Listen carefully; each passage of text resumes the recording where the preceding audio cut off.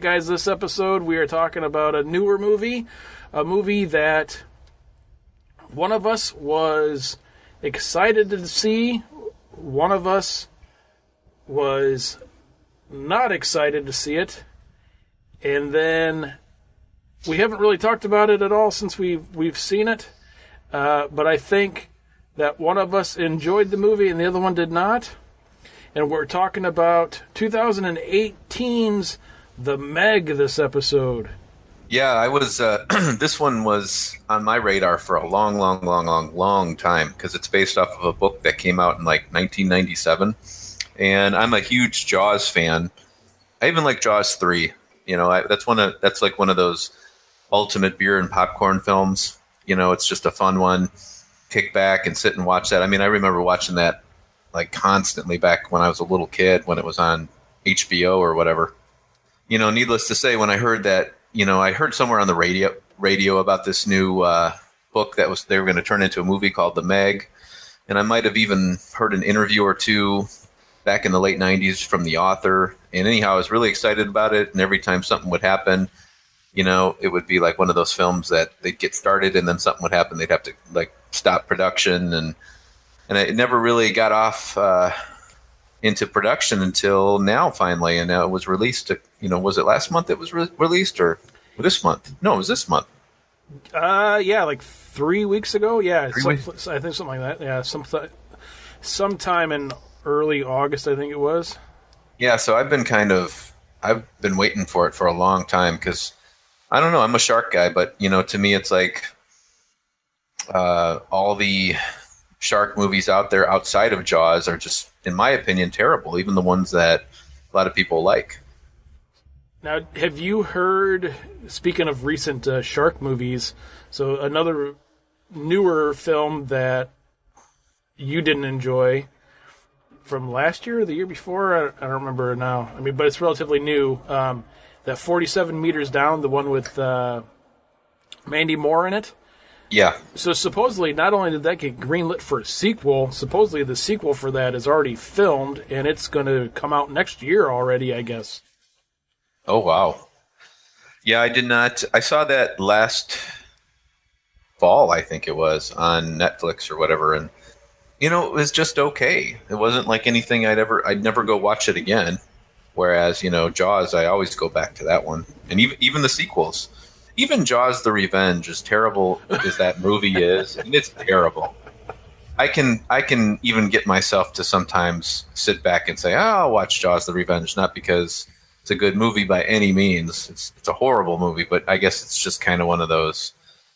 Maybe that one goes back to a little bit of nostalgia just because I remember seeing it in the theater. But I mean, for whatever reason, like 47 Meters Down, Deep Blue Sea, I wasn't a huge fan of.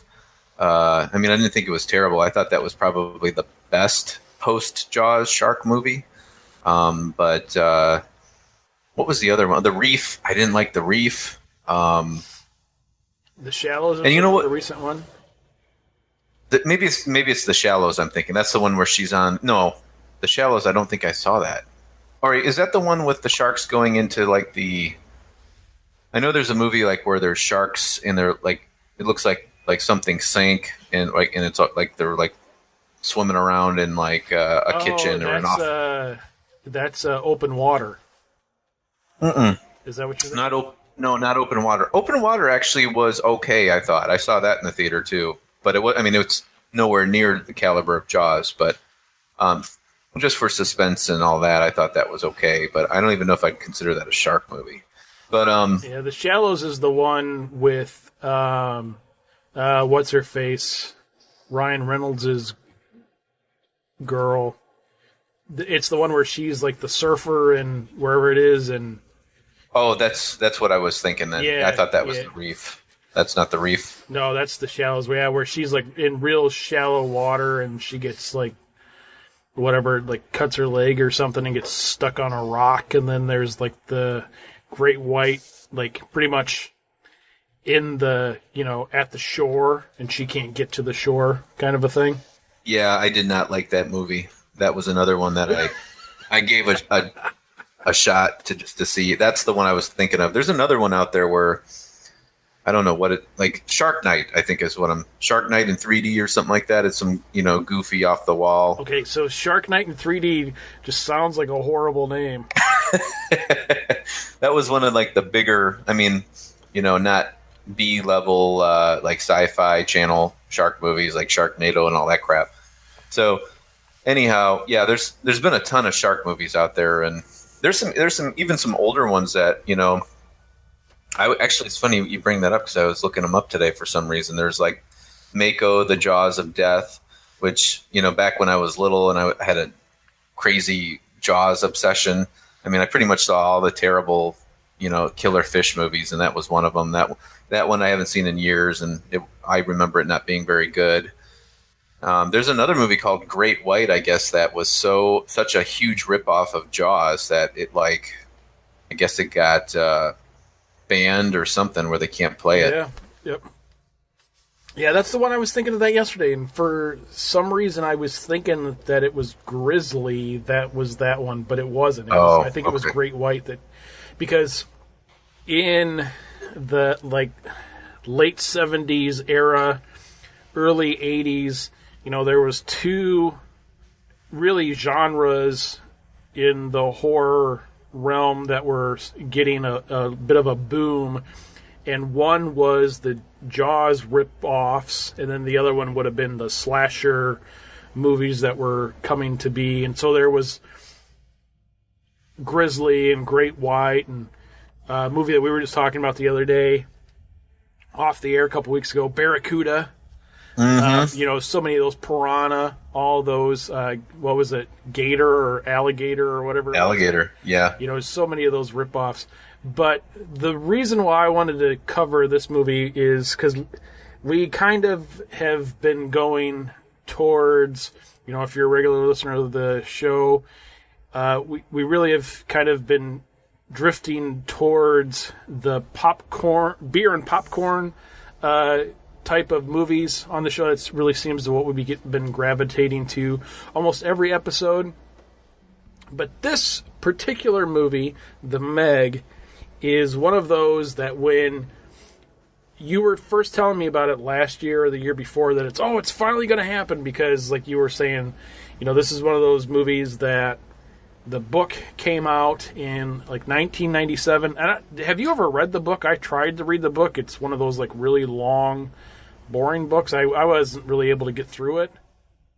Never read the book. Nope. Okay, so we'll both admit that we never read the book, but this is one of those ones where the book came out in 1997, and I think who was it? Somebody picked up the rights for it right away, and then the first couple of scripts were complete shit, so they were like, yeah, we're not going to make it. And so then the rights went back to the writer, and then somebody else picked up the rights, and then the same thing happened, and then rights went back to the writer, and then Warner Brothers eventually picked it up, I think in 2015 or something, and then finally it was hey, this movie's coming out, and then you were the one who was oh my god, they're making a movie about the Meg, and I was oh, cool, that sounds cool. And then when the very first trailer for this came out, and it was Jason Statham, and I was oh, fuck that, I'm not going to watch that. That'd be a piece of crap.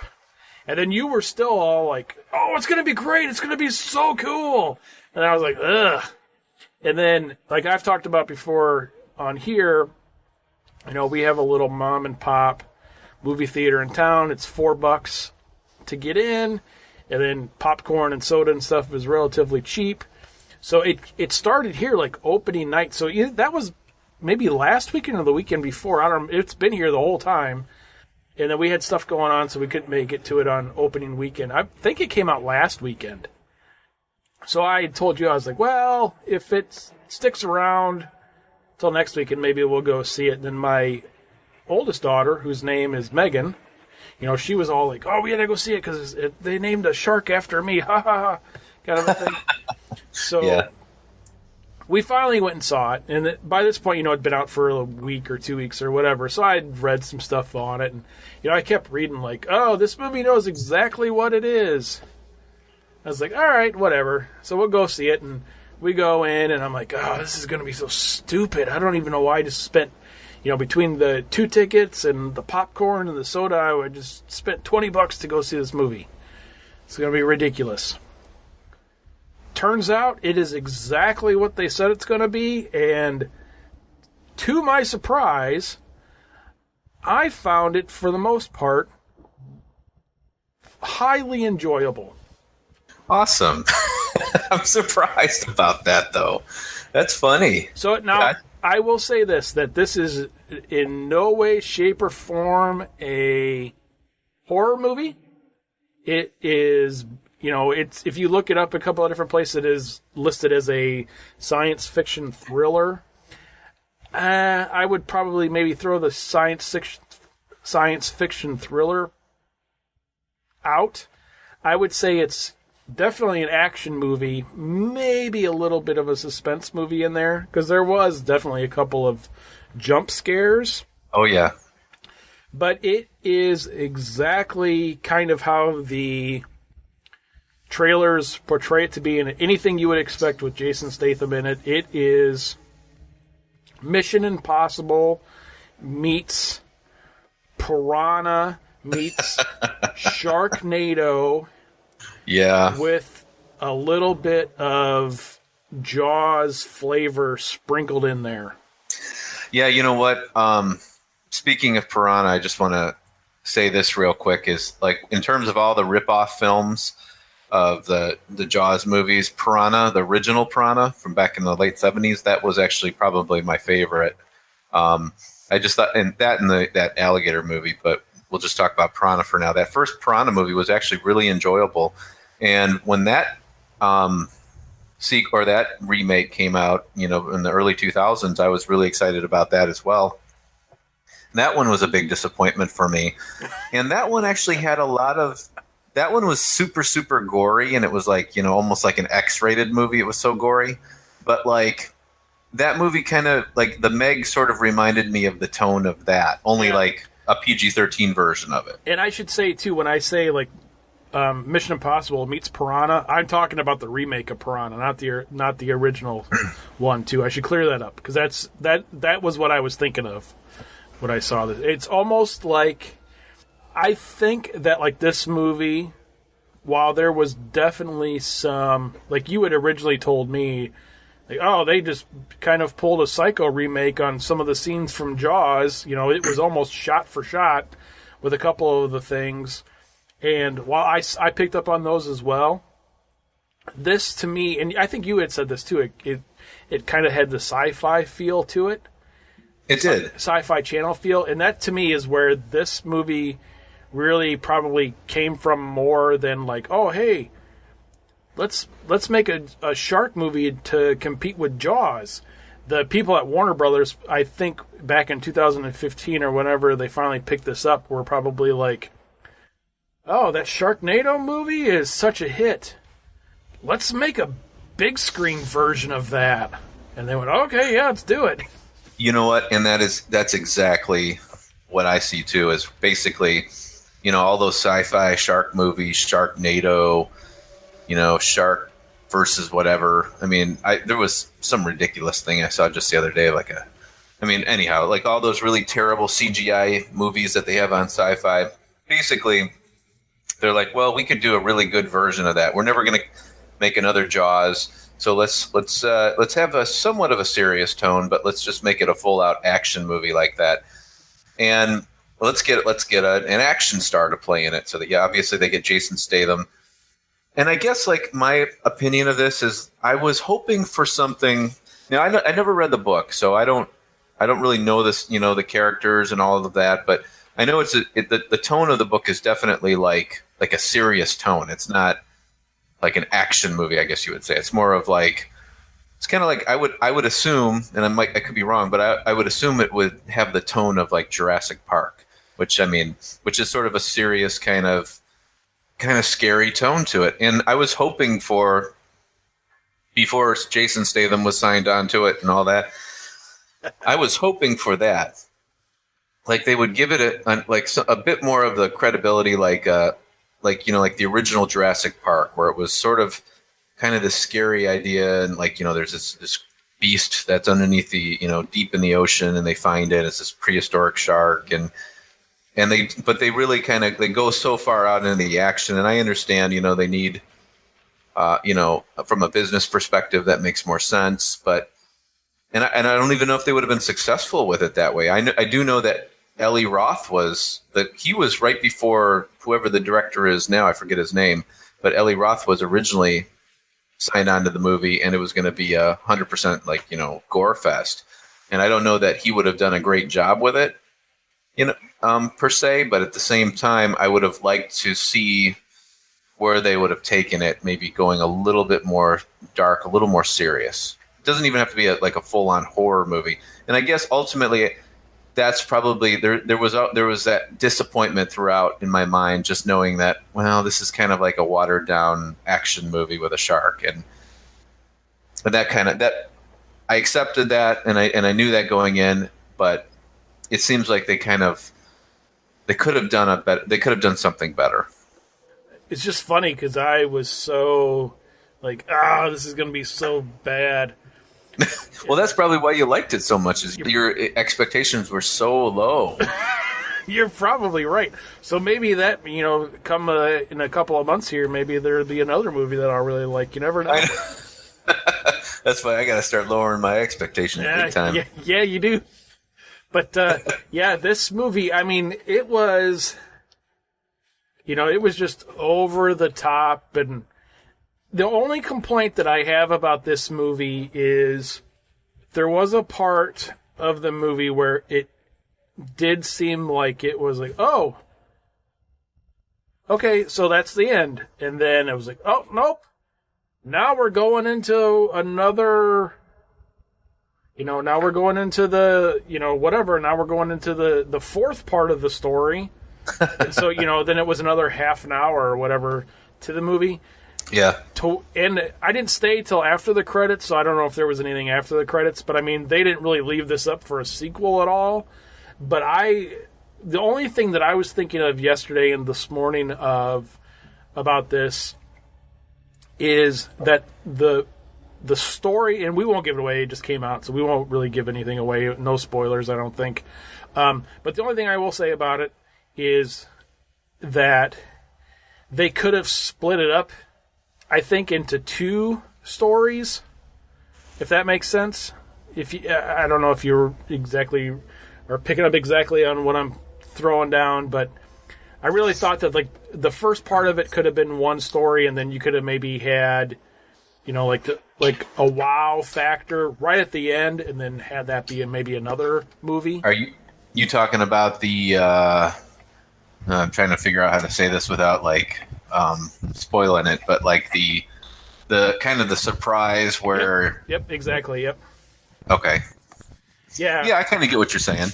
Yeah. Yeah, I didn't stay for after the credits either, so I wonder if there was a something else that we missed. So could have been. Because I do believe there was something in the novel, if I'm correct. I could be totally wrong, where there was some sort of it ended in a way where it was going to lead to a sequel.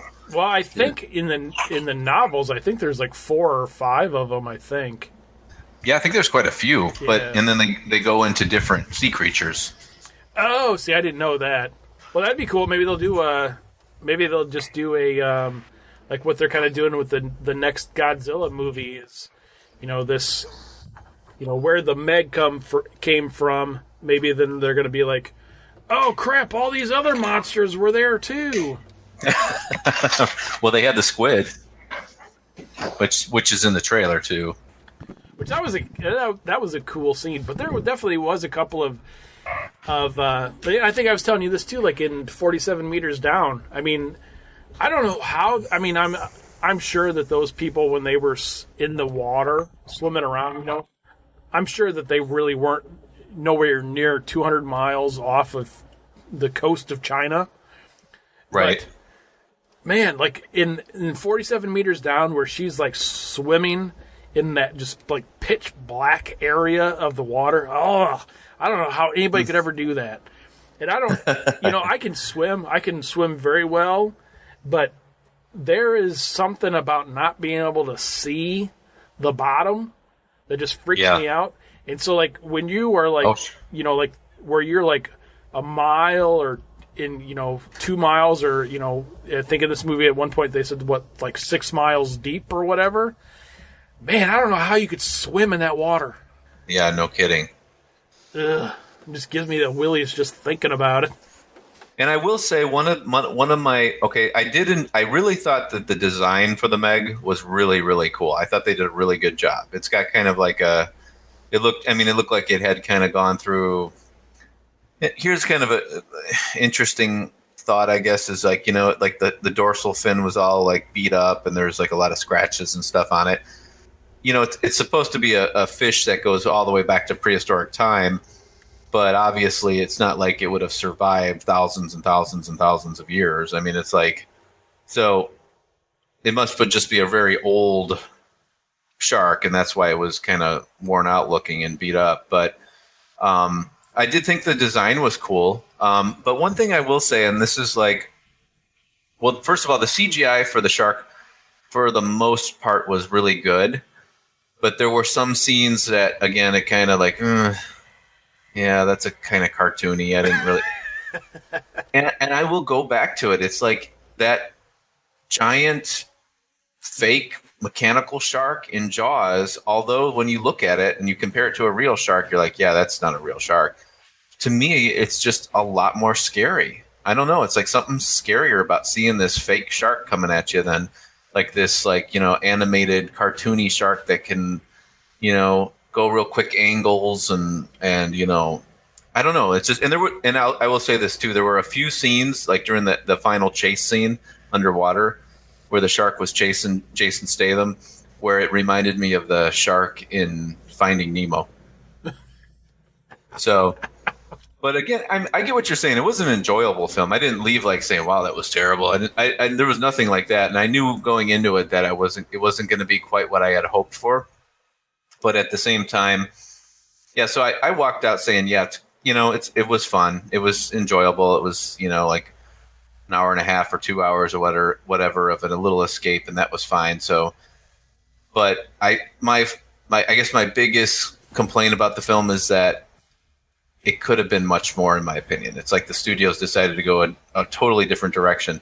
And I even think Jason Statham was a little bit off about the film, because I think he thought originally that it was going to be a little more violent, and then it turned they really went towards PG-13, and it changed things up quite a bit. And I read or listened to an interview with him, and he was talking about that, how he's more into like more intense films, and kind of weird that he's promoting his film and saying that, but anyhow. Yeah, that's the one thing, it seems to be in the recent years, is that's the one complaint you hear from people is like, I really wish they went for the R on that rather than a PG-13, but you got to think, folks, it's all about the money. The studios don't care about, they don't care about content or anything, and they really don't. They just care about how are we going to get the most bodies in the seats. Well, I guess, even with that philosophy, like Jurassic Park, all those are like PG-13, but yet they have a little bit more of a tone to them where it's a little more, it's scarier, or it's more focused. It's more like, I don't know what I'm thinking of what the word is, but less animated, less, action, I guess. I mean, it's more like there's this kind of scare tone to it. Kind of like Jaws, even. Like, and even Jaws was PG. I wish they would have gone a little bit more in that direction, but oh well. I did like the beach scene at the end. I thought that was great. I thought that was a lot of fun, like when the shark's attacking all the people on the beach. That was pretty cool. It's one of those things where if you, depending on which way you think about it, like, oh, they're paying homage to Jaws, but at the same time, you're like, are they ripping off Jaws, or are they just like, oh, we're going to, are we going to up Jaws in this scene?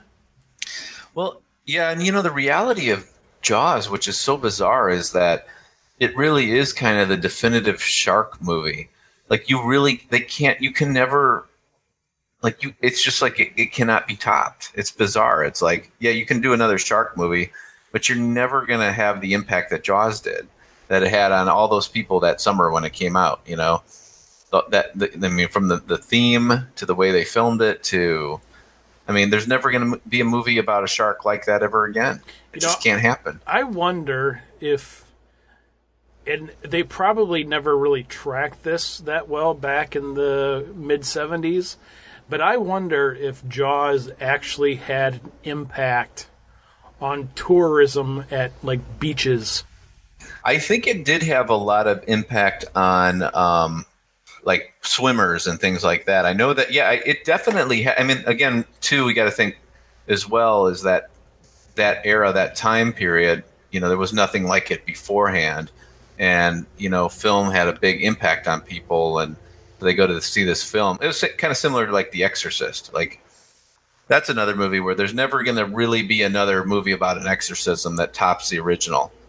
You know, they could come out with it. You know, all these different exorcism of Emily Rose, or even The Conjuring, and with the ending in that, and which was a huge disappointment for me. But and all of that, it's like none of them are. You're never going to be able to do another Exorcist movie. It's just done. They did one, that's it. It's done. Same with Jaws. It's like, okay, yeah, they did it. It's done. But yeah, it had a huge. Jaws was one of those films that had an impact on people, very similar to Star Wars, very similar to The Exorcist, very similar to, you know, these like one-shot movies that just kind of changed the culture. And well, and the thing that kind of makes me think that it probably did cut into some tourism on some beaches somewhere is because of the Exorcist, just like what you were saying before. Because I mean, you go back to the mid-'70s, and you know, it wasn't like it is now where everything is oversaturated with all of this surreal stuff. You know, like when The Exorcist came out, you know, it gave people nightmares. People didn't sleep.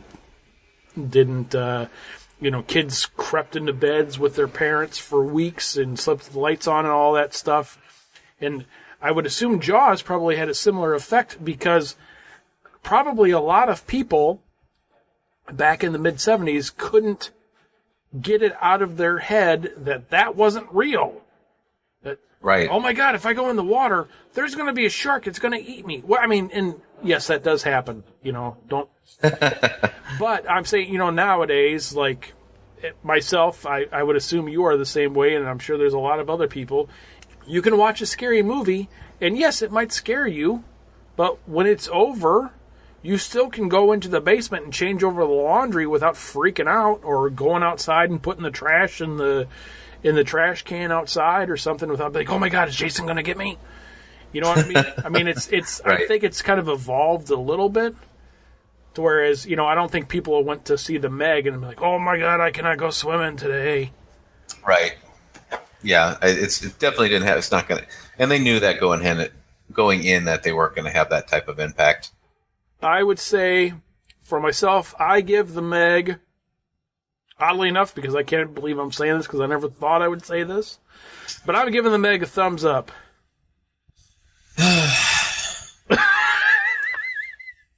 Yeah, you know what?